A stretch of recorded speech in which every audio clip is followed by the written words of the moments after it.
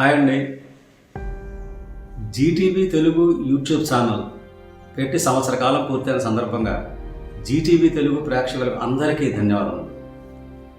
మేము ఈ సంవత్సర కాలంలో చూపించిన కార్యక్రమాల గురించి కొన్ని కార్యక్రమాల గురించి మీకు చెప్తాను. నేను విద్య, వైద్య, వ్యాపార, సామాజిక అలాగే ఆధ్యాత్మిక కార్యక్రమాలను చూపించే ప్రయత్నం చేశాం.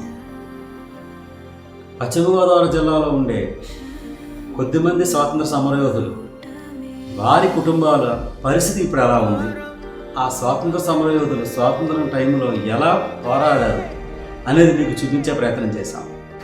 స్వతంత్రం కోసం పోరాడిన ఎంతోమంది పోరాట యోధుల కుటుంబాలు మన మధ్యనే ఉన్నాయి.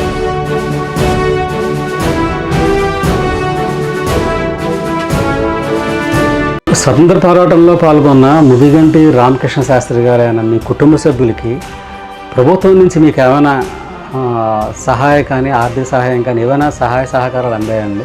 ఏమీ ఇది అందలేదండి. మా పిల్లలకు కానీ మాకు ఏమి ఉండలేదు. కానీ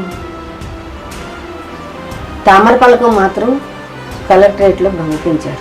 దానివల్ల మాకు ఎటువంటి ప్రయోజనం లేదు.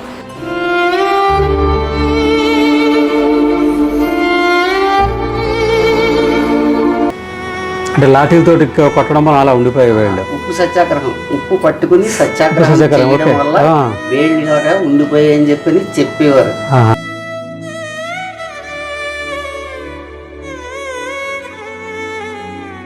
ఇంకా వైద్యపరంగా వైద్య ప్రముఖులతోటి మెళుకువలు తీసుకుంటే బాగుంటుందనే వాటి మీద వైద్య ప్రముఖులతోటి మీకు అవగాహన కల్పించే కార్యక్రమాలు చేస్తాం.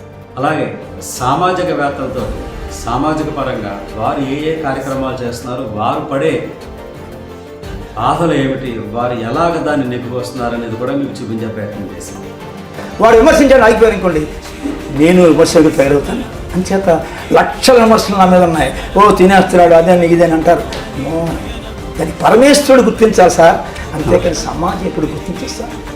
అందుకని ఇప్పుడు సమయం నేను చెప్పేది ఏంటంటే, నవేడేస్ ఈ స్టూడెంట్స్ యూత్ అంతా కూడా మరి ఎందుకు వచ్చిందో తెలీదు, ఈ సెల్ ఫోన్కి పడిపోయారు.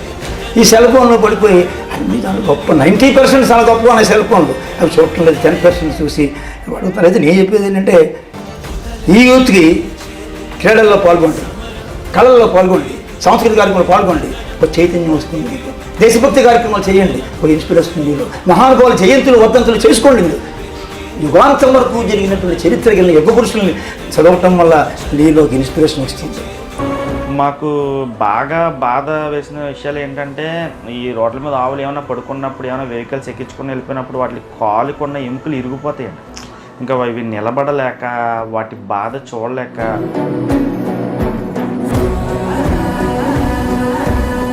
గోజాతి అనేది అంతరించిపోతుంది అంటారు, మీరే అన్నారు. అలాగే ఏంటంటే ఈ గొడ్డు గోవుల్ని అంటే ఉపయోగపడదు అనుకుని, లేదంటే వయసు అయిపోయిన గోవుల్ని ఇలాంటి వాటిని అక్రమ రవాణా చేస్తున్నారు. ఈ మధ్యకాలంలో మొన్న కూడా రీసెంట్గా మన గునుపుడి గుడి దగ్గర ఒక వ్యాన్లో ఆవుల్ని తీసుకుని వెళ్ళిపోతున్నారు. నైట్ ఒక 9-10 ఆవుల్ని తీసుకెళ్ళిపోతున్నారు. వాటిని తీసుకెళ్లే చర్య ఎలా అయితే ఉందని చాలా దుర్మార్గం అండి.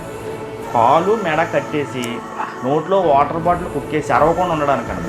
ఇప్పుడు అది అరిచింది అనుకోండి, పక్కోడికి తెలిసిపోద్ది, ఇందులో ఆవులు ఉన్నాయని చెప్పి ఆపరండి. అలా అరవకుండా వాటర్ బాటిల్ కుక్కేసి కాళ్ళకి మెల్లకేసి చాలా దారుణంగా తీసుకెళ్తారు.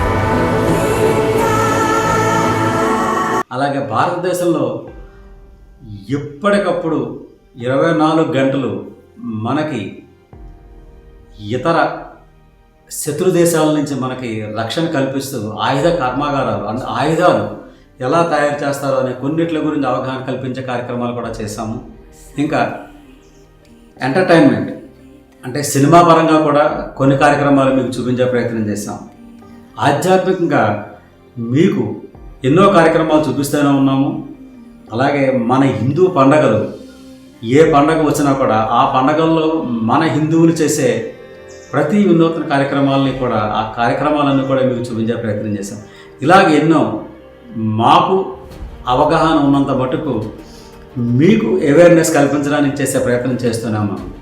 ఈ సంవత్సర కాలంగా మమ్మల్ని ఆదరించి చూసే ప్రేక్షకులకి, అలాగే సబ్స్క్రైబ్ చేసిన ప్రేక్షక దేవుళ్ళకి, లైక్ షేర్ చేసిన ప్రేక్షకులకి అందరికీ కూడా ఇంకొకసారి ధన్యవాదాలు చెప్తున్నాము. అలాగే రాజకీయ పరంగా కూడా మీకు కొన్ని కార్యక్రమాలు మీకు చూపించే ప్రయత్నం కూడా చేశాం.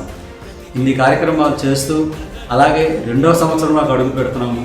ఈ 2వ సంవత్సరంలో కూడా మీరు అందరూ కూడా మా జీటీవీ తెలుగు యూట్యూబ్ ఛానల్ని ఆదరిస్తారని, అలాగే సబ్స్క్రైబ్ చేస్తారని మిమ్మల్ని అందరికీ కూడా ఇంకొకసారి ధన్యవాదాలు చెబుతూ థ్యాంక్ యూ వెరీ మచ్.